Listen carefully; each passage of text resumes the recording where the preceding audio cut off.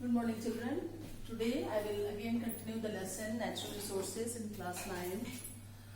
And today we'll deal with the topic of ozone layer. What is the importance of ozone layer and the depletion of ozone layer, and what are the harmful effects of the depletion of the ozone layer. Now we all know that ozone is a poisonous gas. Its formula is O3 and 3 atoms are there, so it is a triatomic molecule. And if we study the characteristics of the ozone gas, it is blue in color as well as it has a pungent odor. It is a poisonous gas, we can say. Now, ozone layer, what is the importance of ozone layer? Why we study about the ozone layers? Because we all know that the sun's radiation, they are very harmful for us, and when they reach on the earth, they can cause different types of diseases. So this ozone layer filters out these harmful high energy ultraviolet radiations which comes from the sun and makes the earth, means stop the earth, these radiations to reach on the earth. So that's why ozone layer is very important. And but nowadays what happens, that due to the pollution, the ozone layer is getting depleting day by day. And what is the main causes of this ozone depletion, or what are the ozone depleting substance? So actually, what is ozone depletion means reduction in the concentration of the ozone layer. And the main substance which are responsible for the depletion of the ozone layer is chlorofluorocarbons, methyl bromide and nitrogen oxides, as well as whatever these gases which I told just now, chlorofluorocarbons, methyl bromide and nitrogen oxide. These gases, they actually come from the means they are refrigerators or shaving foams or aerosol propellants. So these are the main sources, we can say, of the gases which cause the depletion in the ozone layer. Now, what is the effects of the ozone depletion on our health or on our body, inside our body? So these, due to the depletion of the ozone layer, what happens? The ultraviolet rays have started reaching the earth, and these rays can cause skin cancer. So this is the main harmful effect of the depletion of the ozone layer.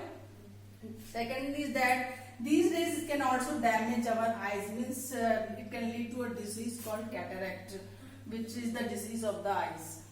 Third is the damage of the immune system of our body. Due to the depletion of the ozone layer, the UV rays have started reaching the earth, and these UV rays can damage our immune system. Immune system, you all know, means resistance of our body to protect from the disease. So these are also depleting, or this is becoming less and less. And it also leads to increased embryonic mortality. Embryonic mortality means the birth, before the birth of the child, the embryo itself dies inside the womb of the mother. So that also leads to, and last is the harmful effect is the decreased crop yield. These harmful rays, they reach on the earth and they are decreasing the production of the crops. So they have most harmful effects of the ozone depletion. Now this reduction, not only this, beside these two other harmful effects are there, like reduction in the phytoplankton and the zooplankton. Phytoplankton means, phyto means plant and plankton means all the microscopic plants which live in the ponds and lakes. They are called phytoplanktons. And zooplankton means, zoo means animal and plankton means living organism. So all the microscopic organism which live in the ponds as well as lakes, they are called zooplankton. And these are very necessary because they are the food of the other higher animals which live in the water. So what is happening, that there is a reduction in the phytoplankton as well as the zooplankton due to the depletion of the ozone layer. And the last harmful effect is there is a smoke formation. Smoke formation means smoke as well as fog, when they combine together, they form the smoke, and that also lead to the smoke formation, and this is due to the depletion in the ozone layer. So these are the harmful effects of the ozone layer, causes of the ozone layer depletion.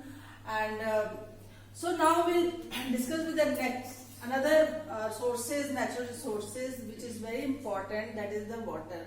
We all know that water is very important for all of us, and the main sources are the oceans, rivers, streams, lakes, ponds, polar ice caps. These are the main sources of the water. Besides this, other sources are also there. And we all know that 97% of the total water which fall on the in the form of rain, they goes to the oceans, means they form the ocean. And only little percent, that is 0.5% of the water is called fresh water. Fresh water which is found in the rivers and lakes and streams. And most of the water, 90% of the water, they goes below the ground and form the water table. So these are the main sources of the water. So in our earth, the amount, means the percentage of water is very less fresh water which we utilize, because we cannot use the salty water, sea water, that is from the oceans. Only we can use the fresh water either for drinking or for other purpose. So what is happening nowadays, that there is a shortage of water, means water crisis we can see in our earth. And to remove this crisis, or what we do the rainwater harvesting. Actually, it is a technique to store the rainwater and utilize that rainwater for many other purposes. So this rainwater is captured, stored and reutilized for making water, by making water harvesting structures like dugout wells, we make wells, pits, we make check dams as well as the lagoons. So not only this, by making these structures or the different types of rainwater harvesting techniques, we can store the rainwater and we can avoid the water from making wastage. Now, what is this advantage of the rainwater harvesting? So the advantage of the rainwater harvesting is that it reduces the runoff, loss of rainwater. Means when the rain falls, most of the water is lost, they run off in the form of, and they can cause flood also. So flood can also be controlled by this rainwater harvesting after storing this rainwater in a pits or check dams or dugout wells. Another is helps to raise the water table. Means we can also, most of the water seeps under the ground and make the water level high. So this can also be done. And the most important advantage of the rainwater harvesting is to check soil erosion.